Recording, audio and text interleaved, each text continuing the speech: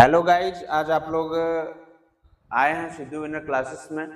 देखिए, Sidhu winner classes आपको एक मजेदार कंटेंट 2026 के लिए पाठ्यक्रम तैयार किया है, जो कि चैप्टर 2 रहने वाला है विज्ञान का, केमिस्ट्री का, अम्ल क्षार लवण। देखिए, अम्ल क्षार लवण इसलिए विशेष चैप्टर है क्योंकि इस चैप्टर से करीब करीब आपको 5 नंबर से ज्यादा देखने को मिलते हैं इस चैप्टर से। तो आइए हम लोग इस चैप्टर की शुरुआत करते हैं। पहले सिलेबस की बात करते हुए यहाँ से हम लोग चलेंगे। देखिए, सिलेबस है आपका, सबसे पहले देखिए पाठ्यक्रम होता है, ये कक्षा 10 विज्ञान है, सिद्धू विनर क्लासेस, और अम्ल क्षार एवं लवण अध्याय 2, और आपको पढ़ा रहे हैं सिद्धू सर। देखिए, यहाँ पे जो पाठ्यक्रम रहने वाला है आपको कई पार्ट में मिलेगा आपको पढ़ने के लिए, क्योंकि एक वीडियो में ये संभव नहीं है, क्योंकि क्लास आपकी 4 से 5 घंटे की रहने वाली है। तो हम करीब पार्ट वाइज क्लास को करके आपको कंटेंट प्रस्तुत कराएंगे। लेकिन ये रहेगा कि 2026 एग्जाम विज्ञान केमिस्ट्री के लिए, वहां से 2026 प्लेलिस्ट में आप हर वीडियो को बारी बारी से देख सकते हैं। तो हम लोग आज लेकर आए हैं आपके लिए पार्ट 1 वीडियो का, जिसमें सिलेबस सहित कुछ व्याख्यात्मक परिभाषाएं रहेंगी, जो कि आपके भविष्य के लिए, एग्जाम के लिए बहुत काम आने वाली हैं। तो आइए हम लोग यहाँ पे चलते हैं। सिलेबस क्या है? सिलेबस देखिए समझेंगे। पहला पढ़ना है अम्ल तथा क्षार की परिभाषाएं। देखिए, अम्ल तथा क्षार की परिभाषाएं 2 प्रकार की होती हैं। मैं दोनों प्रकार आपको पढ़ाऊंगा, क्योंकि अगर एक प्रकार दे देता है एग्जाम में तो आप कंफ्यूज हो जाते हैं कि सर हम ये तो पढ़े नहीं थे। इसलिए हम आपको क्या देने वाले हैं, अम्ल तथा क्षार की परिभाषाएं 2 प्रकार से आपको बताएंगे, ठीक है। दूसरा, अम्ल एवं क्षार के रासायनिक गुणधर्म, ठीक है, अम्ल एवं क्षार के रासायनिक गुणधर्म पढ़ना है। तीसरा, अम्ल एवं क्षार के भौतिक एवं रासायनिक उपयोग पढ़ना है, कि भौतिक उपयोग क्या होते हैं, रासायनिक उपयोग क्या होते हैं। ये परीक्षा के लिए आप जान लीजिए कि बहुत बहुत इंपॉर्टेंट है, वेरी इंपॉर्टेंट, ठीक है, भौतिक एवं रासायनिक उपयोग। आगे बढ़ते हैं, अम्ल एवं क्षार सूचक पढ़ेंगे, सूचकांक क्या होते हैं इसके बारे में। पीएच मान, देखिए बहुत ही इंपॉर्टेंट कर लीजिए, पीएच मान व पीओएच मान में संबंध, ये दोनों पूछता है एग्जाम में, ठीक है।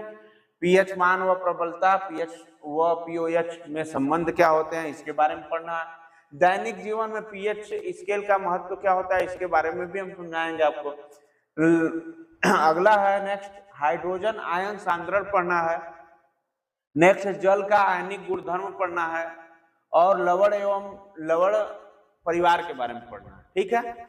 आगे कास्टिक सोडा क्या होता है, बहुत very very important, caustic soda के बारे में पढ़ना है, इंपॉर्टेंट। विरंजक चूर्ण रहने वाला है, इंपॉर्टेंट। बेकिंग सोडा रहने वाला है, इंपॉर्टेंट। बेकिंग सोडा या खाने का सोडा पढ़ना है, धावन सोडा भी इंपॉर्टेंट, और प्लास्टर ऑफ पेरिस भी इंपॉर्टेंट, ठीक है।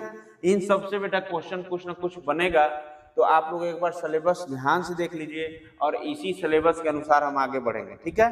तो नोट कीजिए।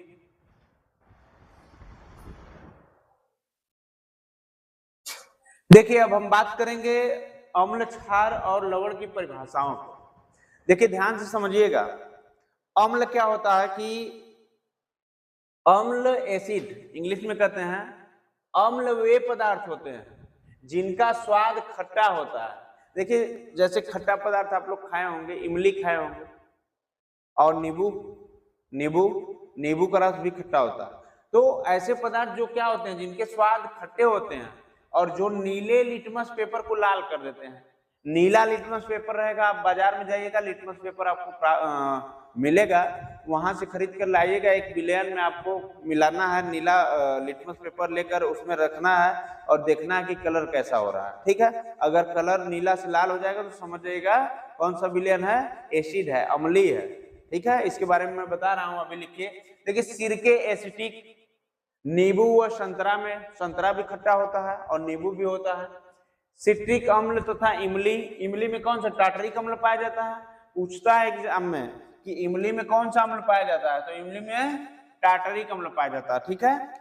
तो नींबू व संतरा में कौन सा अम्ल पाया जाता है, सिट्रिक अम्ल पाया जाता है। कौन सा अम्ल, सिट्रिक अम्ल पाया जाता है। और सिरके में कौन सा अम्ल पाया जाता है, एसिटिक अम्ल पाया जाता है। तो इसको भूलना नहीं है। ये देखिए, सिरका क्या है, एसिटिक अम्ल, नींबू और संतरा सिट्रिक अम्ल, और इमली टाटरिक अम्ल पाया जाता है। लेकिन ये अम्ल के ही प्रकार है, बात समझ रहे हैं। तो आप समझ जाइएगा, कभी नींबू, संतरा और इमली की बात की जाएगी तो ये कौन सा अम्ल हो जाएंगे बेटा, कौन सा अम्ल हो जाएंगे, अम्लीय एसिड होंगे, एसिड के कई भाग होते हैं, तो आपको बताया जाएगा आगे। अब देखिए हम अगर क्षारक की बात करेंगे, क्षार की, ठीक है, क्षारक क्या होते हैं? तो वे पदार्थ हैं जिनका स्वाद कड़वा होता है।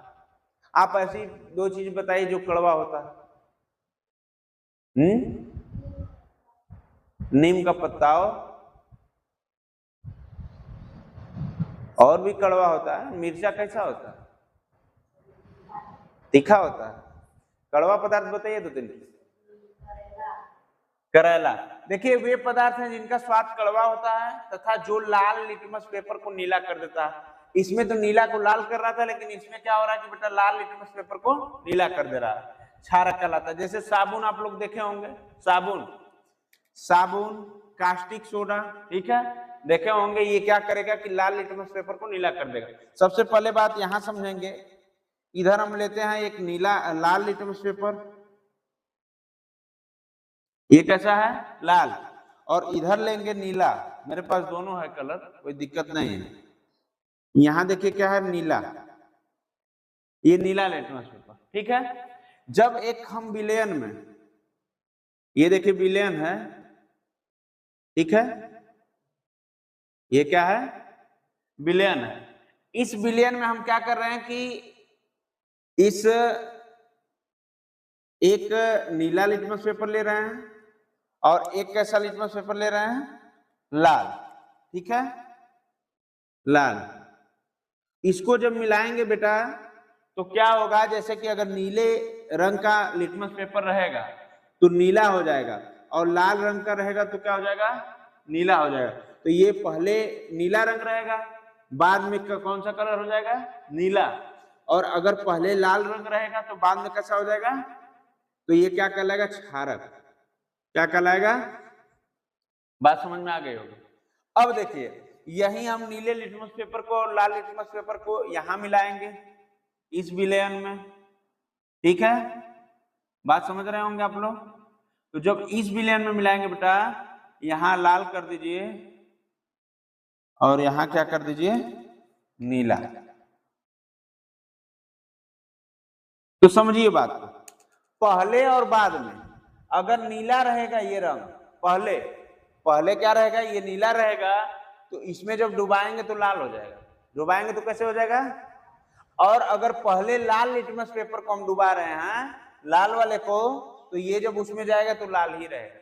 यही पहचान है अम्ली की, अम्ल की। बात समझ रहे हैं? क्षार में देखिए पहले नीला कलर का लिटमस पेपर लेते हैं तो नीला ही रहता है। बात समझ रहे हैं? पहले अगर लाल रंग का इसमें विलयन में क्या करते हैं? डुबाते हैं उसको, तो ये नीला हो जाता है, इसको क्षार कहते हैं। एक क्वेश्चन बनता है, समझ लीजिए अभी। और दूसरा क्या है? अम्ली में पहले नीला होता है, बाद में क्या हो जाता है? और फिर लाल अगर डुबाएंगे तो क्या हो जाता है? लाल ही रहता है। यही फैक्ट है, अंतर है, बहुत कम जगह बताने को मिलेंगे ये फैक्ट, ठीक है, तो नोट कर लीजिए।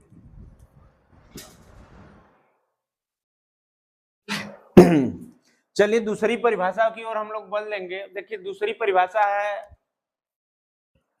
आर्सेनिक सिद्धांत, अम्लों व क्षारकों की परिभाषा। अभी आप लोग अम्ल क्षार की परिभाषा पढ़े थे, अब क्या है? आर्सेनिक सिद्धांत के अनुसार पढ़ना है अम्ल क्षार की परिभाषा। सबसे पहले हम लोग बात करेंगे एसिड, ठीक है, वे पदार्थ जो जलीय विलयन में वियोजित होकर केवल हाइड्रोजन H+ देते हैं, अम्ल कहलाते हैं। जैसे अगर मैं बात करूं, यहाँ पे एक बीकर है, ठीक है, यहां क्या मिलाएंगे? यहां मिलाएंगे इस जलीय विलयन में वियोजित होकर केवल हाइड्रोजन, मतलब अगर हम H2O मिलाते हैं इसमें, चलिए ये जल है, ठीक है, तो इसमें क्या प्राप्त होता है बेटा? H+ आयन देते हैं, इसको क्या कहेंगे? अम्ल कहलाएंगे। जैसे HCl हाइड्रोक्लोरिक अम्ल, ठीक है, हाइड्रोक्लोरिक अम्ल अगर जल से मिलेगा तो क्या बनाएगा? HCl, इसको हम डिफाइन करेंगे, ठीक है। H2SO4 जब जल से मिलेगा तो क्या बनेगा? कैसे? HNO3 नाइट्रिक अम्ल बनेगा जल से, तो क्या अभिक्रिया करेगा? वियोजित होगा तो CH3COOH एसिटिक अम्ल मिलेगा जल से तो क्या अभिक्रियाएं करेगा। ठीक है, अब हम आते हैं क्षार पे। क्षार को समझिए। वे पदार्थ जो जली विलयन, वे पदार्थ जो जली विलयन विलयन में वियोजित होकर हाइड्रोक्साइड आयन OH माइनस देते हैं क्षारक कहलाते। जैसे हाइड्रोक्साइड आयन देंगे तो क्या प्राप्त होगा। देखिए, अगर हम सोडियम को क्या करेंगे, यहाँ पे एक बीकर लेंगे और इसमें क्या करेंगे कि वे पदार्थ जो जली विलयन, ये क्या है, जली विलयन है जल। ठीक है, अगर इसमें बारी बारी से मिलाते जाते हैं, ध्यान से समझिएगा। ठीक है, पहले NaOH मिलाएंगे इसमें, फिर KOH मिलाएंगे तो क्या प्राप्त होगा, और CaOH ट्वाइस मिलाएंगे तो क्या प्राप्त होगा, कैल्शियम हाइड्रोक्साइड। ठीक है, इन तीनों को याद रखिएगा और ध्यान से समझिएगा। पहले हम इसको करा देते हैं, फिर इसको कराएंगे। ठीक है, तो इसको मिटा रहे हैं।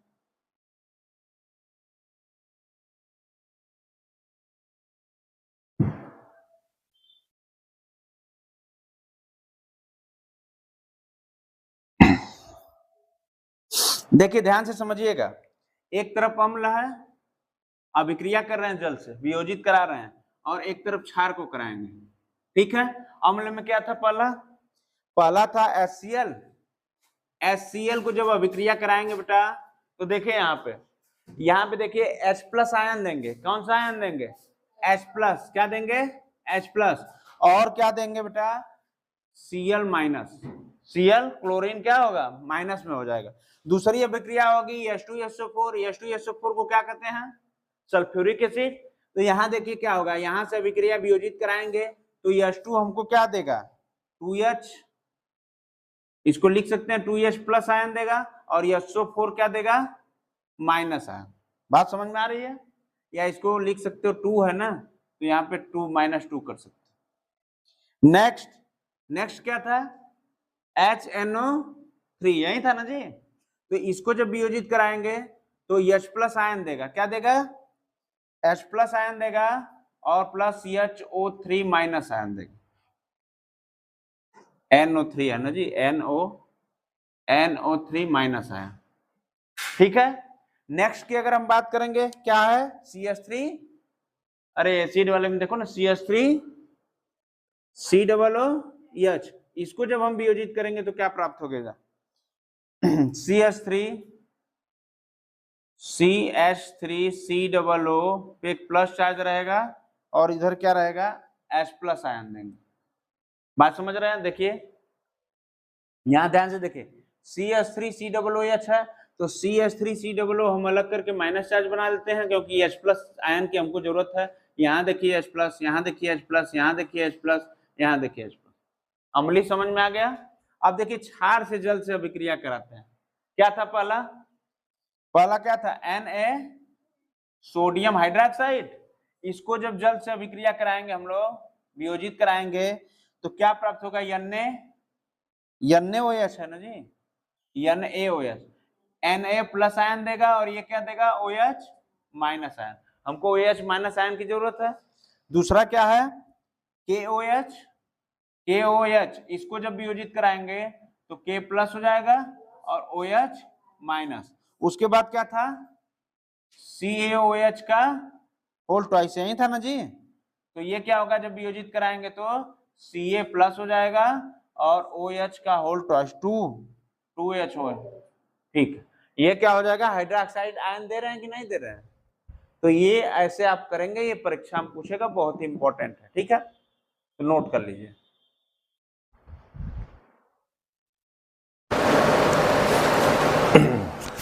देखिएगा क्षार तथा क्षारक क्या होता है। ठीक है, समझना क्षार और क्षारक। तो इसके बारे में देखिए, वे क्षारक जो जल में घुलनशील होते हैं, वे क्षारक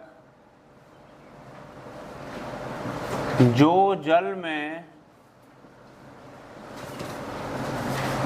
घुलनशील होते हैं,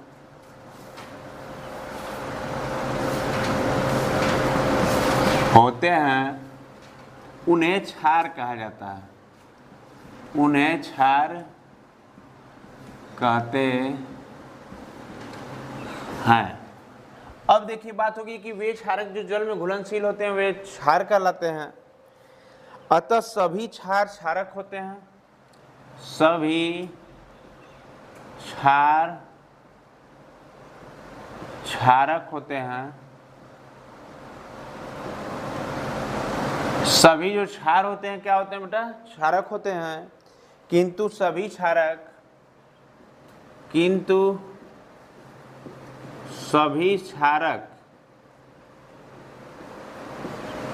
क्षार नहीं होते हैं, क्षार नहीं होते हैं। देखिए बात वही है कि अगर हम क्षार की बात करेंगे तो जो क्षारक या जो वे क्षारक जो जल में घुलनशील हो जाते हैं पूर्ण रूप से, उसे क्षार कहते हैं। लेकिन क्षार क्या होते हैं कि क्षारक होते हैं। ये सभी क्षार क्या कहलाते हैं? क्षारक ही कहलाते हैं। लेकिन सभी क्षारक क्षार नहीं होते हैं। ठीक है, ये कॉम्बिनेशन पूछता है कि क्षार तथा क्षारक है क्या। ठीक है, तो एक नंबर में बहुविकल्पी में भी बना देगा कि क्या सभी क्षारक क्षार होते हैं। तो आप नहीं पढ़े रहोगे तो वहाँ पे गलत कर दोगे कि सभी क्षारक क्षार नहीं होते हैं। आपको पता रहना चाहिए सभी क्षार क्षारक होते हैं। यस, सभी क्षार क्षारक होते हैं। ठीक है, अगला हेडिंग है हमारी प्रबल अम्ल तथा दुर्बल अम्ल। प्रबल अम्ल तथा दुर्बल अम्ल। प्रबल अम्ल तथा दुर्बल अम्ल। आइए हम लोग जानते हैं कि प्रबल अम्ल क्या होता है। ठीक है, वे अम्ल, प्रबल अम्ल को डिफाइन करेंगे। वे अम्ल जो जल में पूर्णतः वियोजित होकर, जो जल में पूर्णतः वियोजित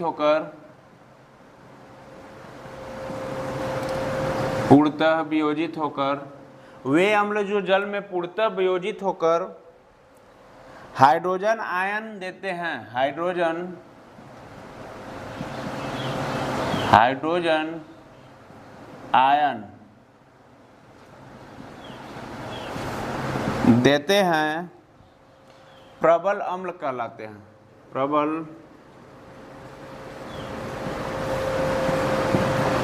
अम्ल कहलाते हैं। जैसे अगर एग्जाम्पल की बात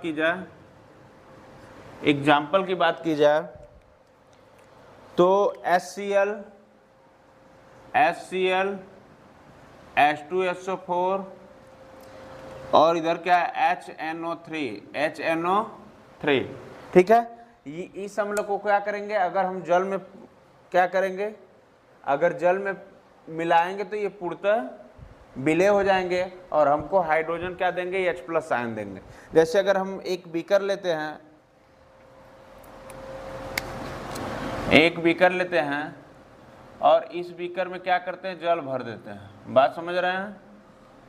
जल इस बीकर में पूरा भरा है और इसी में HCl को मिलाते हैं, HCl को। ठीक है, और यहाँ क्या है? वाटर है, ये जल है आपका। तो ये पूर्ण रूप से क्या होगा? वियोजित हो जाएगा और हमको क्या देगा? H+ आयन देगा। बात समझ रहे हो? H+ आयन देगा, क्लोरीन को अलग कर देगा। बात समझ में आ रही है? तो इसको नोट कीजिए। अब हम बढ़ते हैं दुर्बल अम्ल की तरफ। दुर्बल अम्ल क्या होता है? दुर्बल अम्ल, ठीक है, अगर दुर्बल अम्ल की बात की जाती है तो वे अम्ल जो जल में पूर्णतः वियोजित होकर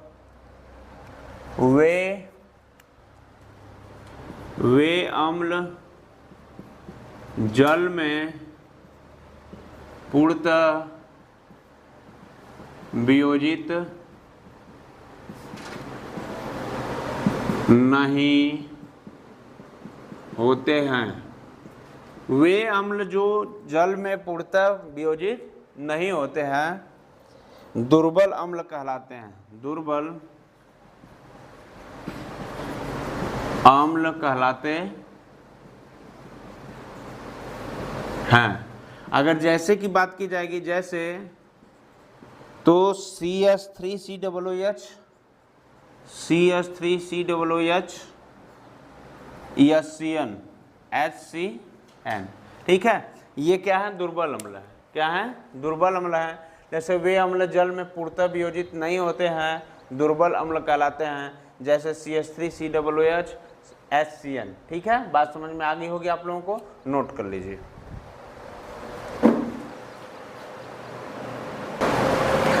देखिए अब हम लोग पढ़ेंगे अम्लों के भौतिक गुण को, ध्यान से समझिएगा, अम्लों के भौतिक गुण को पढ़ेंगे।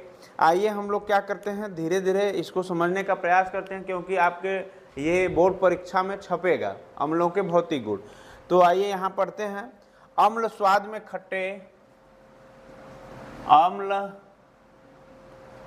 स्वाद में खट्टे होते हैं, स्वाद में खट्टे, और जल में विलेय होते हैं, विलेय होते हैं। दूसरा, अम्ल नीले लिटमस पेपर को, अम्ल नीले लिटमस पेपर को, अम्ल नीले लिटमस पेपर को लाल कर देते हैं, लाल कर देते हैं। तीसरा है, अम्लों की प्रकृति संक्षारक होती है, अम्लों की प्रकृति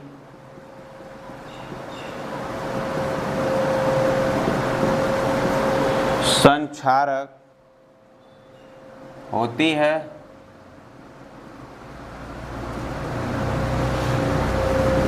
चौथा है, इसकी क्रिया से कपड़ा का लकड़ी, इसकी क्रिया से कपड़ा लकड़ी कागज, कपड़ा लकड़ी कागज, इसकी क्रिया से कपड़ा लकड़ी कागज त्वचा आदि नष्ट हो जाते हैं, त्वचा आदि नष्ट हो जाते हैं।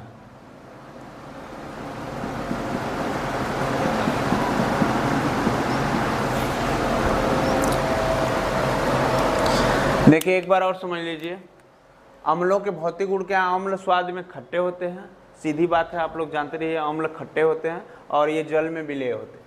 दूसरा चीज़ है, अम्ल नीले लिटमस पेपर को लाल कर देते हैं, अच्छे से हम बताए थे पीछे, कल ही पीछे वीडियो में है उसका क्लिप।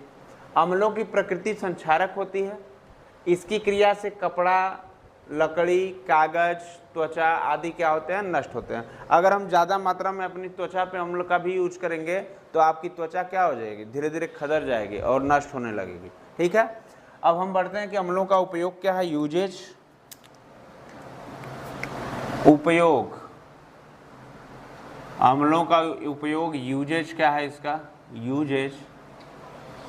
देखिए बैटरी में, प्लास्टिक में, पहला अगर हम मानेंगे तो बैटरी में इसका उपयोग है, बैटरी में, प्लास्टिक में, प्लास्टिक में। दूसरा है खाद्य निर्माण में, खाद्य निर्माण में। तीसरा है सोने चांदी के शोधन में, सोने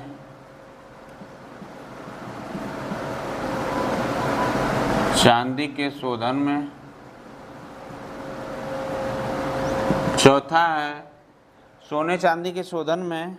चौथा लोहे की चादरों को साफ करने में, लोहे की चादरों को साफ करने में।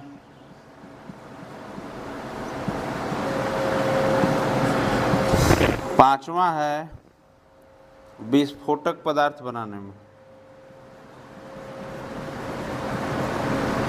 विस्फोटक पदार्थ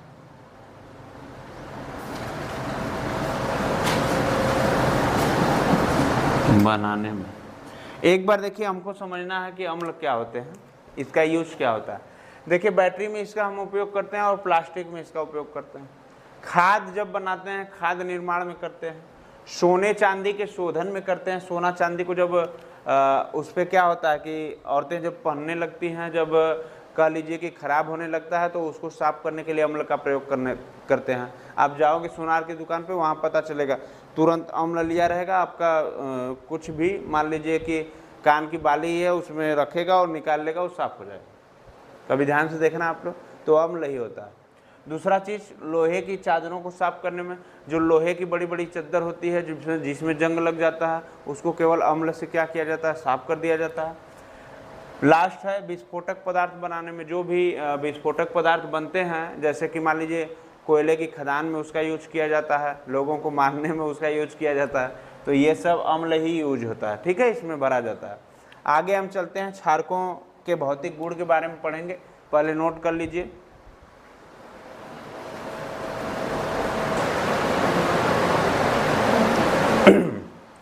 देखिए, क्षारकों के भौतिक गुण के बारे में हम लोग पढ़ेंगे। ये स्वाद में क्या होता है, खट्टा होता है। सॉरी, स्वाद में, ये स्वाद में कड़वा होता है। ये स्वाद में कड़वा, स्वाद में कड़वा, वह तीखा होता है, तीखा होता है। दूसरा है, क्षारक लाल लिटमस पेपर को नीला कर देते हैं। क्षारक लाल लिटमस पेपर को नीला कर देते हैं।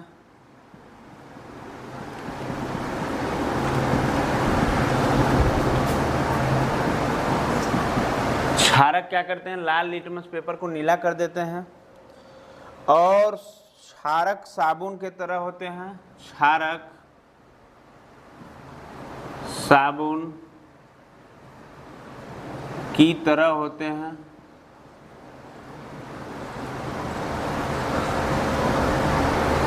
चौथा लोहे, चौथा है अम्लों की तरह क्षारक भी, अम्लों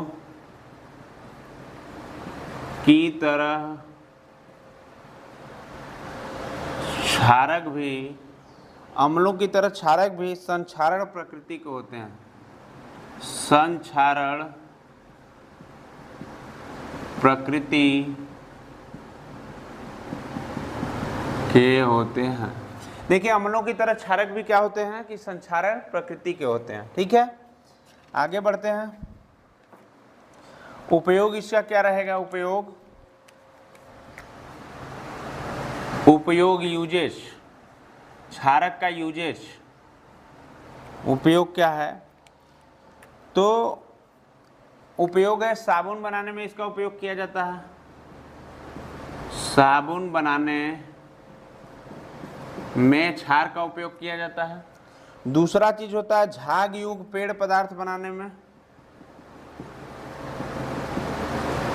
झाग युग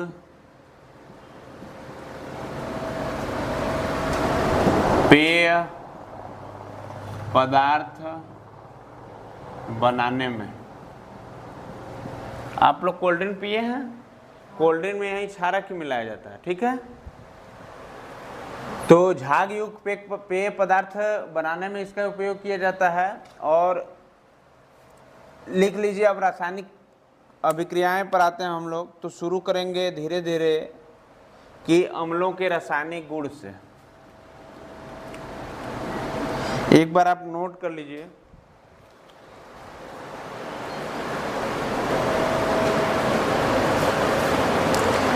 चलिए हम लोग पढ़ते हैं अम्लों के रासायनिक गुण के बारे में। ठीक है, देखिए यहाँ होता क्या है कि धातुओं से पहले क्रिया कराएंगे हम लोग तो क्या प्राप्त होगी। धातुओं से, एग्जाम में पूछता है ये क्वेश्चन, धातुओं से क्रिया कराने पर। देखिए, धातु से जब क्रिया कराएंगे तो पहले हम लोग धातु यहाँ लेंगे और फिर क्या लेंगे, अम्ल। क्या लेंगे बेटा, अम्ल। जब ये क्रिया करेगा तो क्या प्राप्त होगा, एक तरफ धातु क्या होगी, लवण हो जाएगी, धातु लवण, और प्लस क्या हो जाएगा, हाइड्रोजन गैस, हाइड्रोजन गैस में परिवर्तित हो जाएगा। जैसे कह सकते हैं एग्जाम्पल के माध्यम से, एग्जाम्पल के माध्यम से अगर समझते हैं तो देखिए जेडियन, ये जिंक होता है, जिंक क्या है, एक धातु है कि नहीं है, और इसको अम्ल से, अम्ल में जोड़ेंगे तो एक अम्ल लिए धातु से अभिक्रिया करने के लिए HCl ले लेते हैं, इसको क्या बोलते हैं, हाइड्रोक्लोरिक अम्ल। क्या बोलते हैं, हाइड्रोक्लोरिक अम्ल। तो इसको सीधी बात अम्ल लिखिए, और यहाँ पे अभिक्रिया कराते हैं तो क्या प्राप्त होगा, धातु लवण पर प्लस हाइड्रोजन गैस। तो देखिए क्या होगा, ये जेडियन है, यहाँ जेडियन लिख दीजिए, और ये Cl है, Cl लिख दीजिए, जेडियन Cl2 प्लस क्या हो जाएगा, H2 प्लस क्या हो जाएगा, H2। ठीक है, अगर हम बात करेंगे इसकी कि इसको भी H2 कर दिए, इसको Cl2 कर दिए, यहाँ पर देख लीजिए। ठीक, तो ये क्या बन गया हमारा, जिंक क्लोराइड, जिंक क्लोराइड बन गया, जिंक क्लोराइड में परिवर्तित हो जाएगा, और हाइड्रोजन गैस क्या हो जाएगी, हुर्र हो जाएगी। क्या हो जाएगी, हुर्र, उड़ जाएगी। बात समझ रहे हैं, नोट कर लीजिए। उसके बाद चलते हैं एग्जाम्पल नंबर 2 पे। अगर एग्जाम्पल नंबर 2 है हमारे पास, फेरस ले लेते हैं, ये भी तो एक लोहा है, फेरस ऑक्साइड लोहा है कि नहीं है, मतलब ये फेरस धातु है। तो अगर हम फेरस ले लिए और इसको अभिक्रिया कराए H2 सल्फ्यूरिक एसिड से, सल्फ्यूरिक अम्ल से, सल्फ्यूरिक अम्ल से, तो यहाँ क्या प्राप्त हुआ, ये हो जाएगा FeSO4, FeSO4 प्लस क्या हो जाएगा, प्लस हाइड्रोजन क्या हो जाएगा, फुर्र हो जाएगा। क्या हो जाएगा, फुर्र। क्या हो जाएगा, अरे वीडियो है इसके लिए बोल रहे हैं। तो यहाँ पे FeSO4 प्लस क्या होगा, हाइड्रोजन यहाँ पे उड़ जाएगा, और यहाँ पे FeSO4 को क्या बोला जाएगा, फेरस सल्फेट, फेरस सल्फेट। एक और हम बता देते हैं, देखिए अब धातुओं से क्रिया थी, अब धातु कार्बोनेट से क्रिया कराएंगे। धातु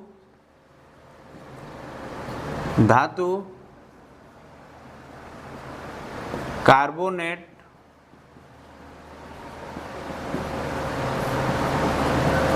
से क्रिया, देखिए जब धातु कार्बोनेट से क्रिया कराएंगे तो क्या प्राप्त होगा, पहले तो यहाँ हो जाएगा Na2CO3 प्लस HCl, अम्ल से अभिक्रिया जब कराएंगे तो यहाँ प्राप्त होगा NaCl और प्लस जल और plus CO2 carbon dioxide. Carbon dioxide क्या होगा, फुर्र हो जाएगा, और ये जल है, और यहाँ क्या बन जाएगा, सोडियम कार्बोनेट, सोडियम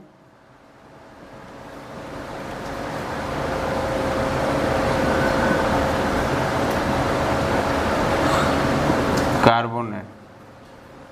ठीक है, अब अगली अभिक्रिया रहेगी इसी में, जैसे कि धातु प्लस धातु कार्बोनेट, कार्बोनेट है ना, धातु कार्बोनेट प्लस अम्ल, और यहाँ क्या बनेगा, धातु लवण। क्या बन रहा है, धातु लवण प्लस जल प्लस कार्बन डाइऑक्साइड। ठीक है, नोट कीजिए। देखिए यहाँ पे धातु कार्बोनेट है, और यहाँ पे अम्ल से अभिक्रिया कराया HCl से, क्या प्राप्त हुआ, NaCl सोडियम कार्बोनेट, धातु लवण, और ये H2O क्या है, जल प्राप्त हुआ, और ये कार्बन डाइऑक्साइड उड़ जाएगा। बात समझ रहे हैं, नोट कर लीजिए।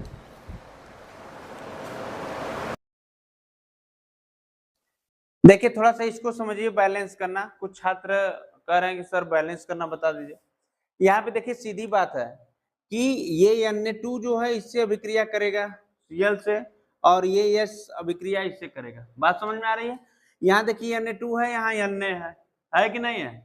सोडियम क्लोराइड है तो यहाँ पे Na है तो ये Na2 है, तो यहाँ पे इसको क्या बनाएंगे 2 करेंगे तो Na2 हो गया, ठीक है। अब देखिए यहाँ पे Cl2 हो गया, क्लोरीन 2 हो गया, तो यहाँ पे देखिए क्लोरीन क्या है एक ही है, तो यहाँ पर भी क्लोरीन क्या होगा 2 हो गया।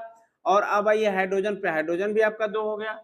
यहाँ का आपके पास ऑक्सीजन O3 है, कितना है O3 है, तो O देखिए ये जल बनाने के लिए हम कर लिए, और यहाँ पे O2 और O3 हो गया कि नहीं हो गया, तो ये क्या हो गया बैलेंस हो गया आपके, ठीक है। हम चलते हैं तीसरे, धातु हाइड्रोजन कार्बोनेट से क्रिया करते हैं।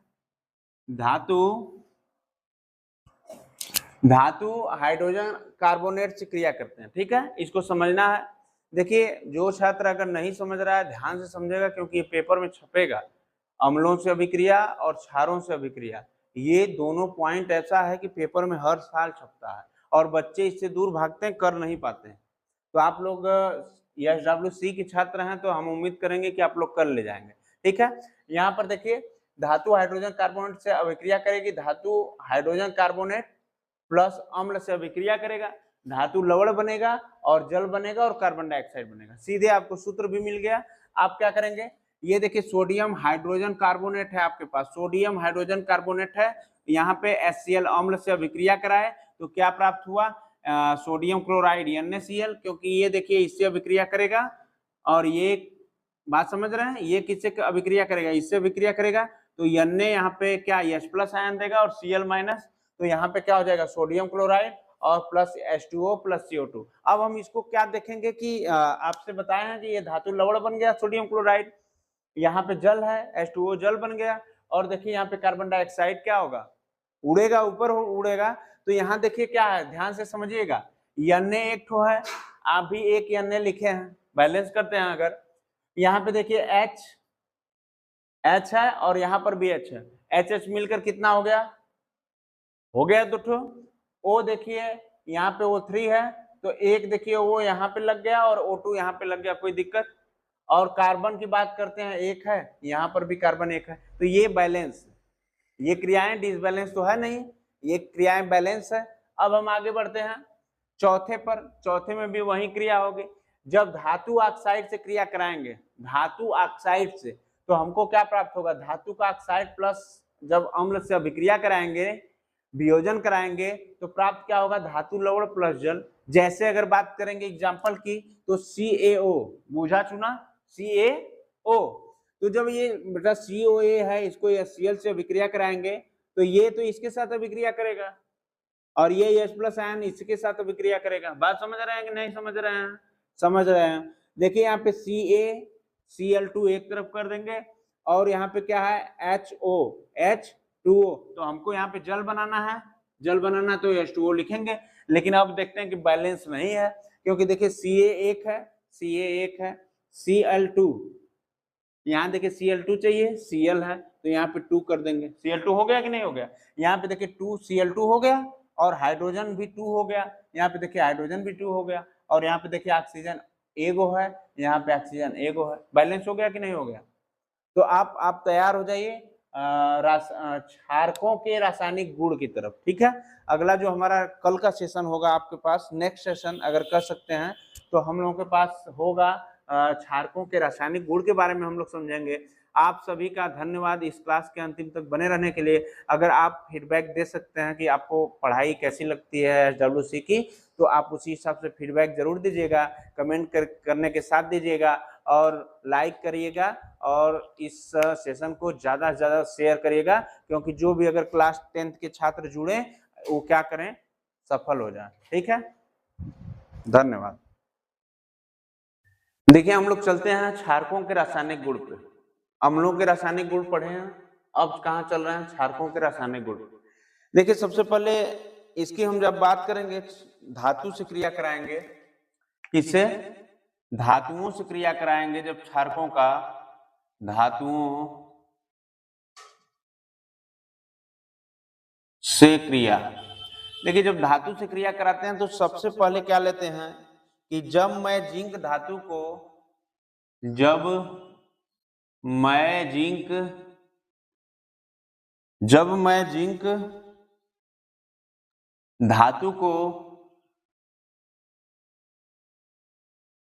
जब मैं जिंक धातु को क्षारक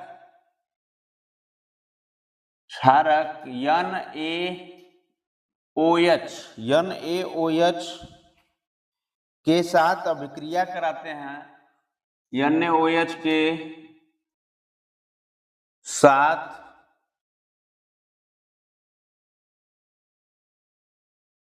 अभिक्रिया करते हैं,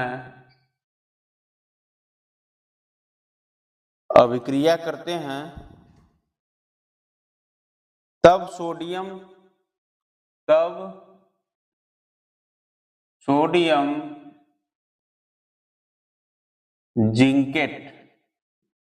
जिंकेट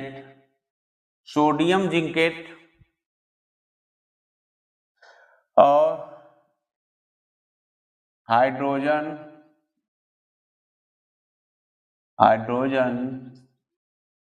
गैस प्राप्त होती है। ठीक है, जब मैं जिंक धातु को क्षारक NaOH के साथ अभिक्रिया करते हैं, तब सोडियम जिंकेट और हाइड्रोजन गैसें क्या होती हैं, प्राप्त होती हैं। जैसे अगर यहां से ध्यान से देखिएगा, अगर मैं यहाँ पे बोल रहा है जिंक में जब हम मिलाए, क्या जिंक में बेटा मिला दिए हम NaOH क्षारक धातु को, किसको, क्षारक धातु को NaOH, ये क्या है हमारा जिंक है, क्या है जिंक है, और ये क्या है सोडियम हाइड्रा ऑक्साइड, यही ना है जी, सोडियम हाइड्रा ऑक्साइड। जब हम इसे अभिक्रिया कराएंगे तो क्या प्राप्त होगा, Na2Z NO2 plus H2O hydrogen gas, ये क्या हो गया, सोडियम जिंकेट। इसको क्या बोलते हैं, सोडियम जिंकेट, और इसको क्या बोलते हैं, हाइड्रोजन गैस, हाइड्रोजन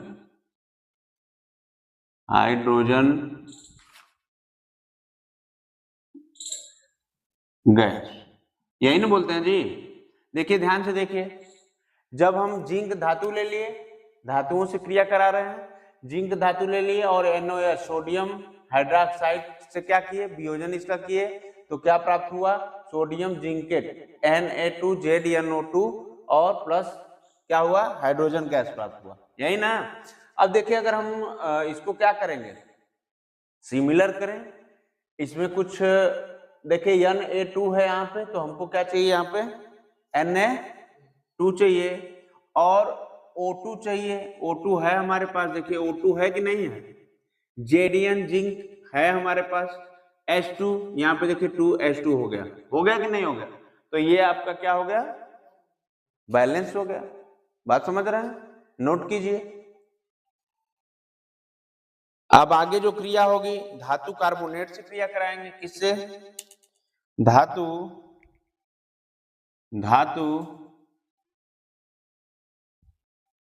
कार्बोनेट। ये देखिए सब इंपॉर्टेंट चल रहा है, इस समय जो भी चल रहा है, तो आपसे यही कहेंगे कि आप बड़ा ध्यान से पढ़िएगा, क्योंकि आगे अवसर नहीं मिलेगा पढ़ने का। देखिए धातु कार्बोनेट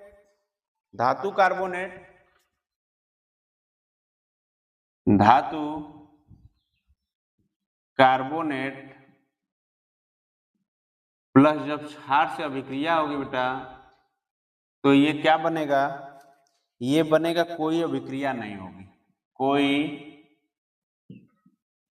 अभिक्रिया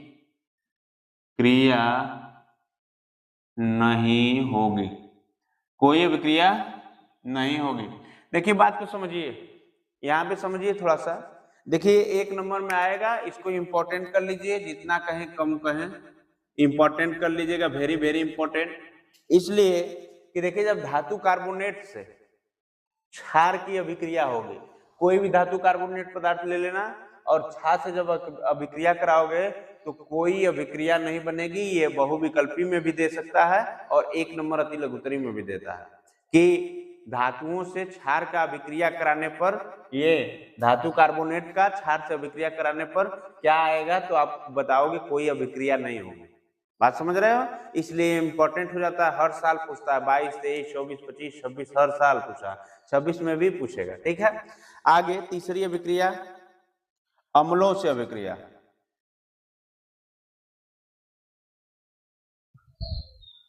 अम्लों से अभिक्रिया, जब अम्ल और क्षार की अभिक्रिया कराएंगे, ठीक है, तो क्या प्राप्त होगा? देखिए अम्ल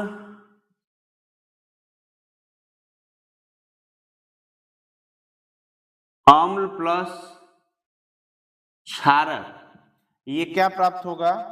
लवण प्लस जल प्राप्त होगा। ठीक है, जैसे हम कोई अम्ल लेते हैं, अम्ल क्या है? HCl ले लेते हैं, ठीक है, हाइड्रोक्लोरिक अम्ल, इसको क्या बोलते हैं? हाइड्रोक्लोरिक अम्ल। और इधर हम क्षार ले लेते हैं, मान लो क्षार क्या था? NaOH, NaOH, तो लवण क्या बनेगा जी? क्या बनेगा बताइए? ये बन जाएगा, इधर क्या होगा? Na का Cl से हो जाएगा और हाइड्रोक्साइड का S से हो जाएगा, हाइड्रोजन से हो जाएगा।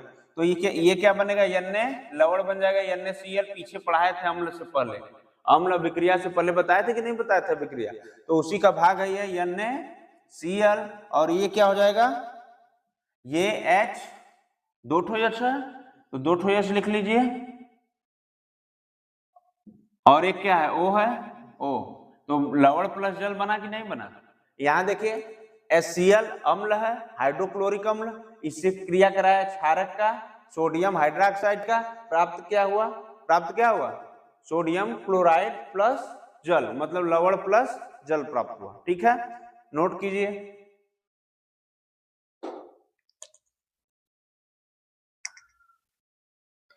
अब एक क्वेश्चन बनता है उदासीन अभिक्रिया।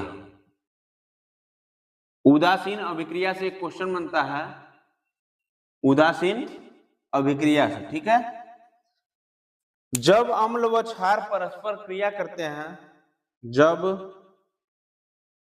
अम्ल व क्षार परस्पर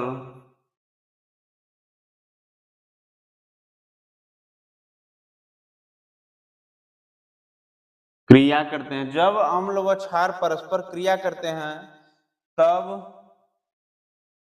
तब लवण प्लस जल बनता है। जब अम्ल व क्षार परस्पर क्रिया करते हैं तब लवण व जल बनता है। जैसे अगर हम बात करें, यह अभिक्रिया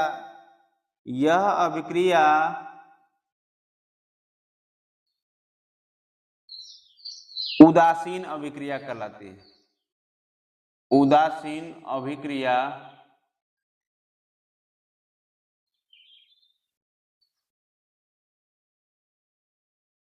कहलाती है, उदासीन अभिक्रिया कहलाती है। देखिए, जब अम्ल व क्षार परस्पर क्रिया करते हैं तब लवण प्लस जल बनता है। यह अभिक्रिया उदासीन अभिक्रिया कहलाती है। नोट कीजिए। चलिए अब आगे बढ़ते हैं। ये हम बताए कि अम्ल क्षारक से जब अभिक्रिया करेगा तो लवण प्लस जल की बात होगी और ये उदासीन होगा। ठीक है, तो उदासीन कैसे होगा? देखिए, हम एक नाइट्रिक अम्ल ले रहे हैं HNO3, इसको क्या बोलते हैं? नाइट्रिक अम्ल। देखिए, इसी में आप लोगों को याद भी हो जाएगा। ठीक है, ये क्या हो गया? नाइट्रिक अम्ल। उससे किससे अभिक्रिया करा रहे हैं? KOH से। किससे? KOH से। इसको क्या बोला जाता है? पोटेशियम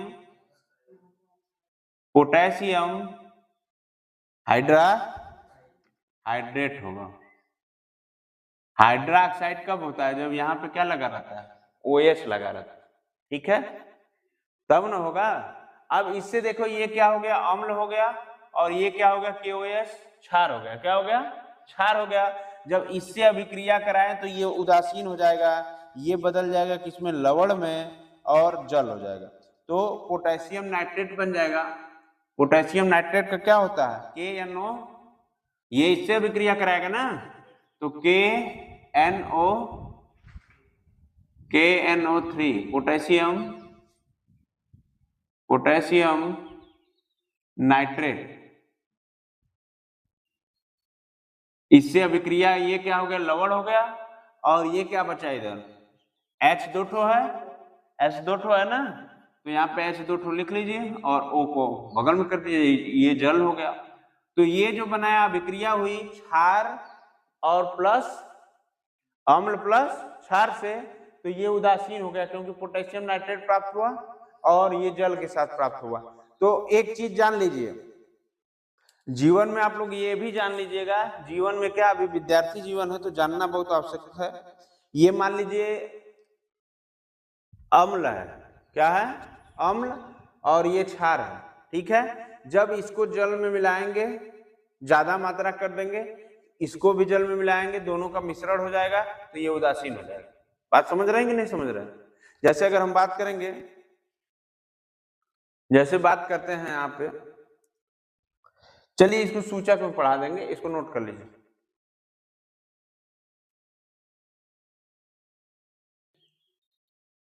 चलिए हम लोग समझते हैं सूचक को। सूचक को इंग्लिश में कहा जाता है इंडिकेटर। क्या कहा जाता है, इंडिकेटर। आइए समझते हैं, सूचक वे पदार्थ होते हैं, सूचक वे पदार्थ,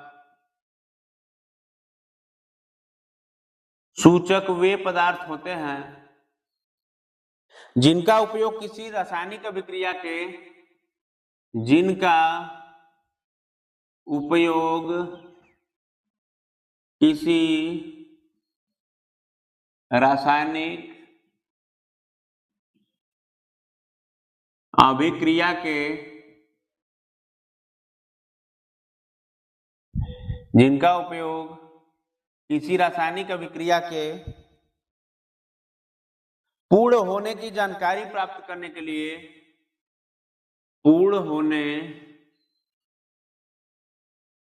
की जानकारी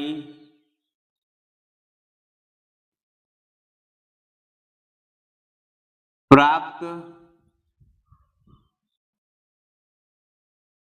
करने के लिए, अभिक्रिया के पूर्ण होने की जानकारी प्राप्त करने के लिए किया जाता है, किया जाता है। ये विलयन में पीएच मान, ये विलयन में पीएच मान परिवर्तित होने की सूचना पर, परिवर्तित होने की सूचना पर, परिवर्तित होने की सूचना पर अपने रंग को परिवर्तित कर लेते हैं, अपने रंग को परिवर्तित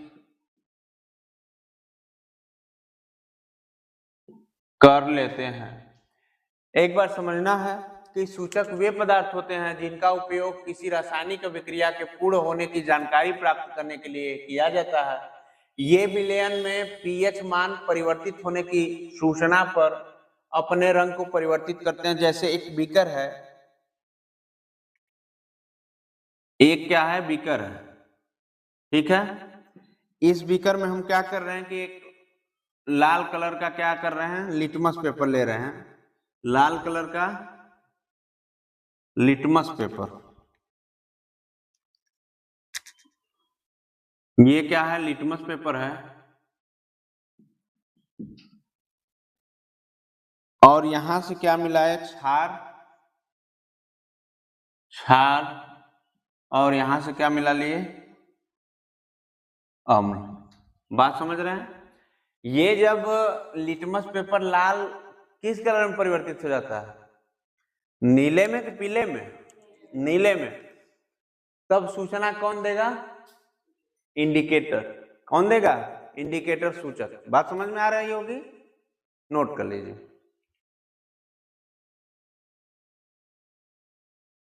चलिए देखिए, कुछ सूचक उनके अम्लीय व क्षारीय माध्यमों में रंग क्या होता है, ध्यान से समझिएगा। कुछ सूचक उनके अम्लीय व क्षारकीय माध्यम में रंग, जैसे कि इधर सूचक हो जाएगा और एक पार्ट में अम्लीय माध्यम में रंग कौन सा परिवर्तित होगा और क्षारीय माध्यम में रंग कौन सा परिवर्तित होगा।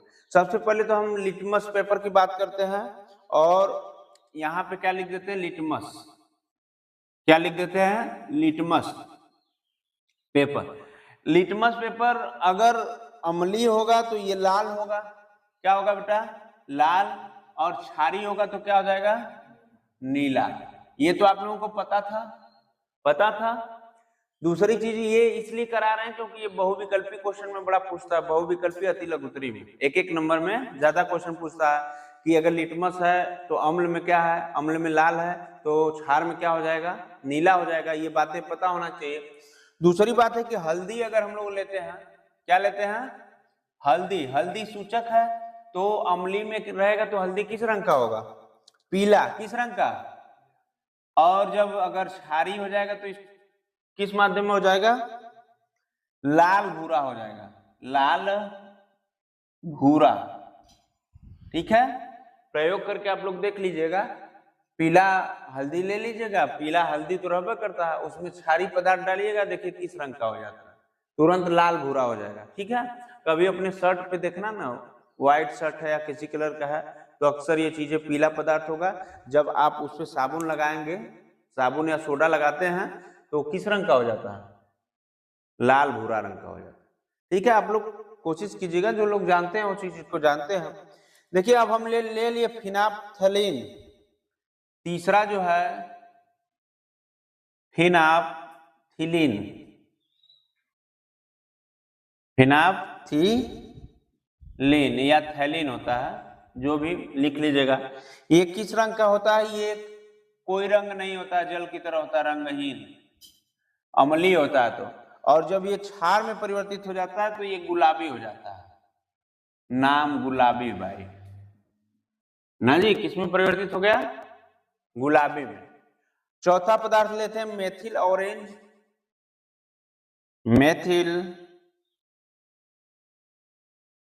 ये सब परीक्षा में पूछे गए प्रश्न है, पीछे जो भी एग्जाम हुए हैं 22, 23, 24 सब में पूछे गए हैं। तो मेथिल ऑरेंज जो है ये लाल होता है और बाद में जाकर क्षारीय जब होता है तो नारंगी पीला हो जाता है, नारंगी पीला, नारंगी पीला। इसके बाद हाइड्रेंजिया पौधे का फूल पूछता है, पांचवा हाइड्रेंजिया, हाइड्रेंजिया, हाइड्रेंजिया पौधे का फूल। अब अम्ल में, अम्ल माध्यम में इसका रंग क्या होता है, नीला, नीला। और जब ये क्षार होता है तो इसमें क्या हो जाता है, लाल या गुलाबी रंग में परिवर्तित हो जाता है, लाल या तो गुलाबी रंग में। क्या कि अगर हल्का नीला रहेगा तो गुलाबी में परिवर्तित हो जाएगा और गाढ़ा नीला रहेगा तो ये लाल में परिवर्तित हो जाता है। ठीक है, तो इसको नोट कर लीजिए आप लोग।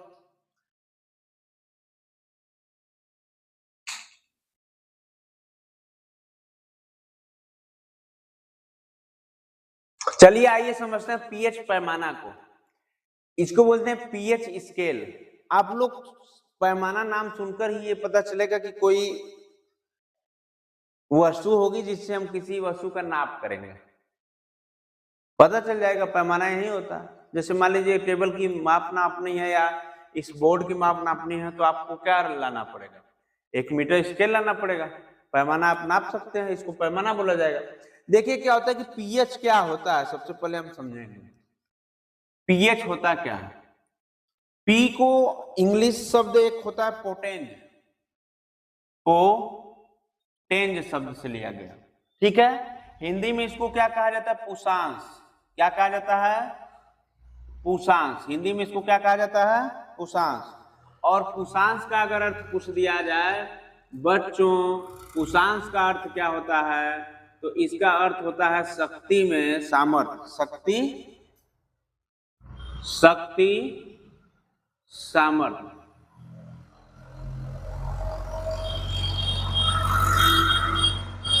देखिए बात को समझिएगा। पीएच पैमाना है, पी का अर्थ होता है पोटेंस, इंग्लिश में क्या बोलते हैं? पोटेंस। आप समझ गए कि पी क्यों बोला जा रहा है? पोटेंस। हिंदी में क्या कहते हैं? पुषांश। पुषांश का अर्थ क्या होता है? शक्ति, सामर्थ्य। और इसमें यच भी होता है, तो यच जो होता है इसका अर्थ क्या होता है? देखो यच प्लस आयन देता है। नाम तो सुने होंगे, कब से पढ़ रहे हो? आयन देता। पी पुषांश, शक्ति या सामर्थ्य, और एच क्या देता है? कौन सा आयन? धनायन। ठीक है। अब बात होती है कि एक सोरेंसर इस पैमाना को देने का एक व्यक्ति को श्रेय जाता है। इनका नाम होता है सोरेंसन। क्या नाम होता है? सोरेंसन महोदय ने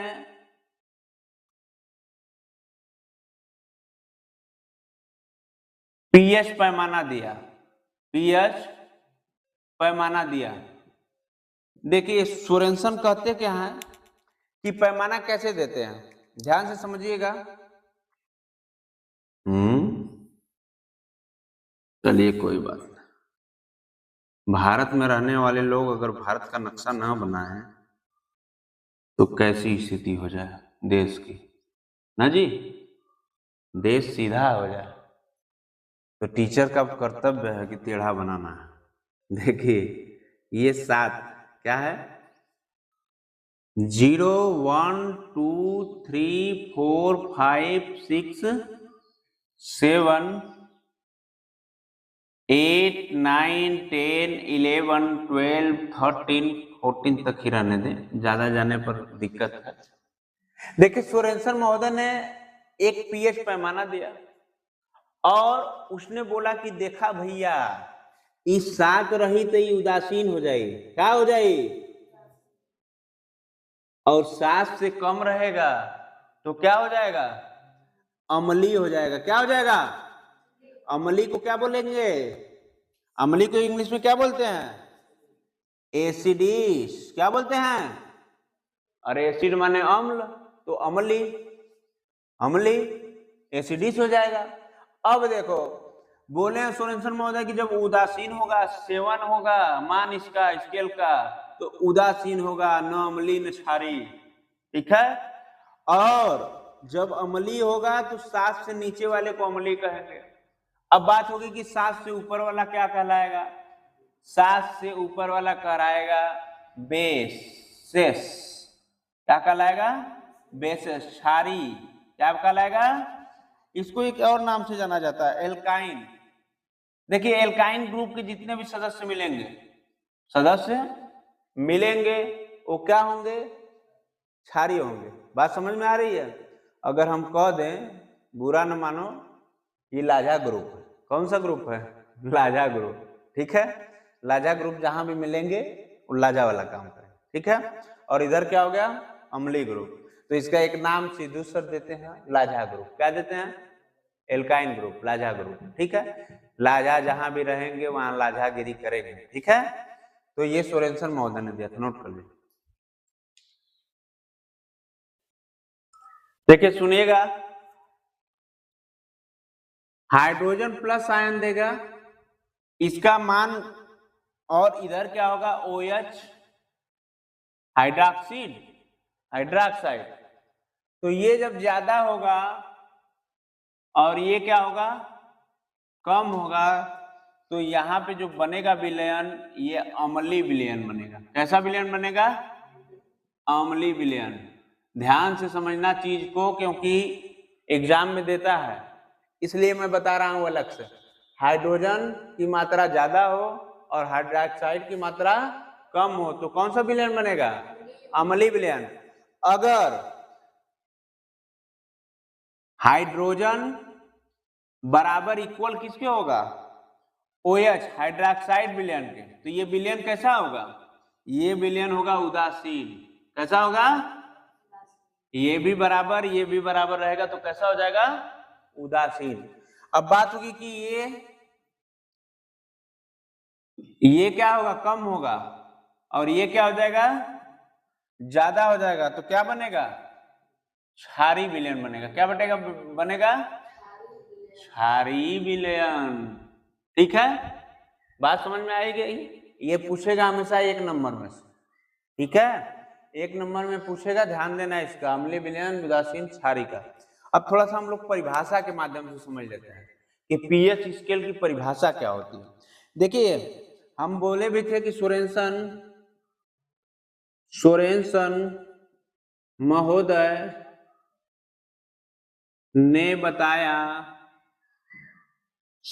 महोदय ने बताया कि हाइड्रोजन आयनों के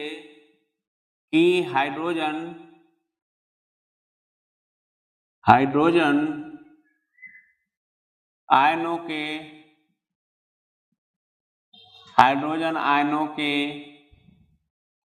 मोल प्रति लीटर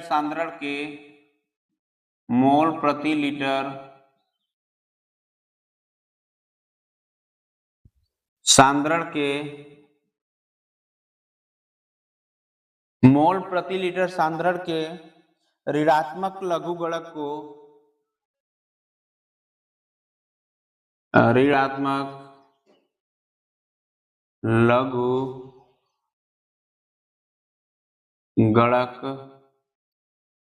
लघुगणक को पीएच कहते हैं। पीएच बराबर -10 यस प्लस आयन। ठीक है, इसको ध्यान में रखिएगा। और इसी प्रकार किसी विलयन में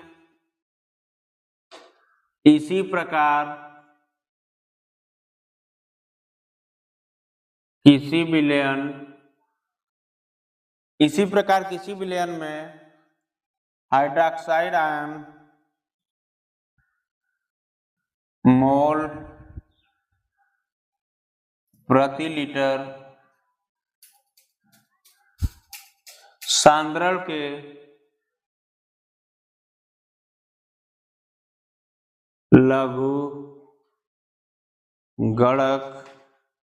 लघुगणक POH कहते हैं। POH बराबर होता है -log10 OH। ठीक है, नोट कर लीजिए।